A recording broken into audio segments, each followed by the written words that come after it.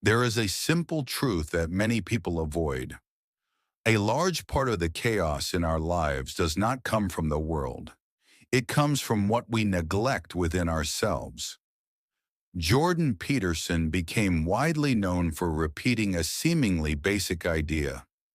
Set your house in perfect order before you criticize the world. It sounds simple, but it is not. It is much easier to point outward. Blame the government, blame the economy, blame your family, blame the past.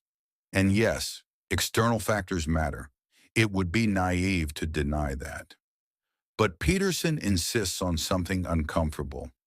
Even in imperfect circumstances, there is always a margin of personal responsibility, and that margin changes everything. Responsibility is not the same as guilt. Guilt paralyzes. Responsibility strengthens.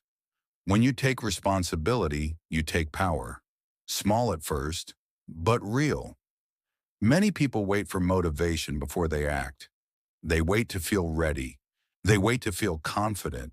They wait to feel inspired. But what they rarely realize is that motivation often comes after action, not before. Peterson emphasizes starting small. Clean your room. Organize your routine. Keep simple promises you make to yourself. Not because that fixes the world, but because it builds structure. Chaos is natural. Order requires effort.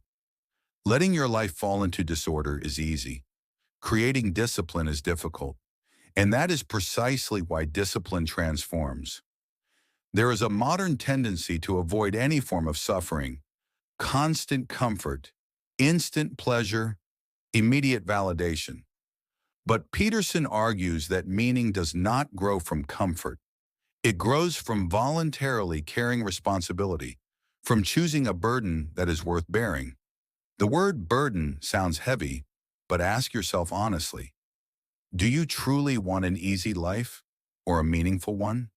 Meaning implies effort, commitment, sacrifice, and also growth. Peterson often speaks about hierarchies. In any human group, structures emerge. Competence matters, reliability matters, character matters. Ignoring this reality does not remove it. It only leaves you unprepared. Instead of resentment, he proposes strengthening yourself. Instead of permanent victimhood, he proposes gradual competence. It is not a comfortable message, but it is an empowering one. There is something deeply psychological about keeping promises to yourself.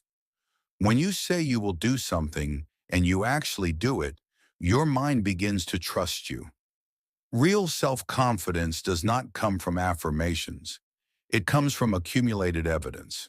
Small victories repeated. Peterson also speaks about telling the truth. Not brutal honesty used as a weapon, but honest truth toward yourself. Where am I lying to myself? Where am I exaggerating my excuses? Where am I avoiding effort? That clarity hurts, but it also frees you. Perhaps the greatest danger is not failure. It is becoming bitter. When someone feels life is unfair and decides it is no longer worth trying, something closes inside. Responsibility is an antidote to cynicism. This does not mean passively accepting injustice. It means strengthening yourself enough to confront it competently. Outrage without structure creates noise. Strength with direction creates change. Peterson often says you should treat yourself like someone you are responsible for helping. It sounds simple, but how often do you sabotage yourself? How often do you neglect your own well-being? How often do you act against your own interests? Responsibility includes disciplined self-care. Sleep properly, eat properly, move your body, not for appearance, but for mental stability. There is something almost spiritual about organizing your life. When you clean a physical space, something also clears internally. When you establish routine, anxiety decreases. When you commit to something real, life gains direction. Perhaps the central question is, what is within your control today? Not the entire world, not the whole system, but what lies under your immediate responsibility? Your room, your body, your work, your words. Start there. Progress is rarely dramatic. It is quiet, gradual, accumulative, but over months and years, it changes destinies. You may not control everything, but you certainly control more than you think.